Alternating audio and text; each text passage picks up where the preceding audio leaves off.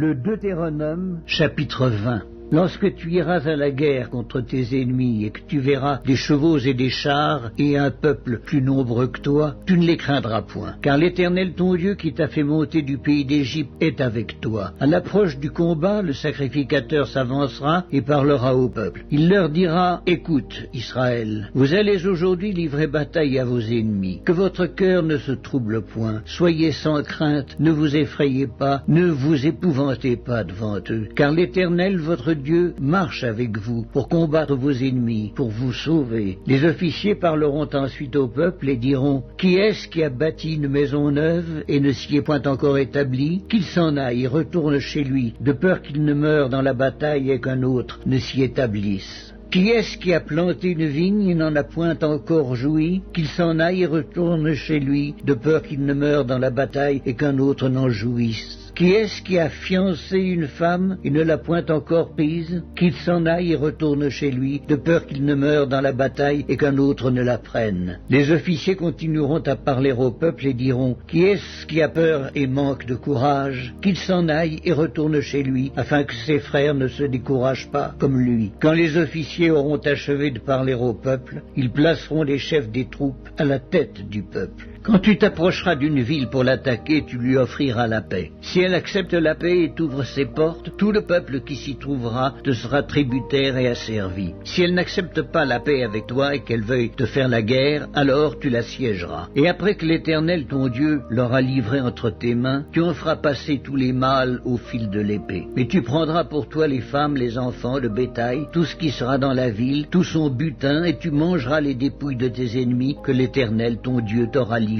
C'est ainsi que tu agiras à l'égard de toutes les villes qui sont très éloignées de toi, qui ne font point partie des villes de ces nations-ci. Mais dans les villes de ces peuples dont l'Éternel ton Dieu te donne le pays pour héritage, tu ne laisseras la vie à rien de ce qui respire, car tu dévoueras ces peuples par interdit, les Hétiens, les Amoréens, les Cananéens, les Phéréziens, les Éviens et les Jébusiens, comme l'Éternel ton Dieu te l'a ordonné, afin qu'ils ne vous apprennent pas à imiter toutes les abominations qu'ils font pour leur Dieu, et que vous ne péchiez point contre l'Éternel votre Dieu. Si tu fais un long siège pour t'emparer d'une ville avec laquelle tu es en guerre, tu ne détruiras point les arbres en y portant la hache, tu t'en nourriras et tu ne les abattras point. Car l'arbre des champs est-il un homme pour être assiégé par toi? Mais tu pourras détruire et abattre les arbres que tu sauras ne pas être des arbres servant à la nourriture, et en construire des retranchements contre la ville qui te fait la guerre jusqu'à ce qu'elle succombe.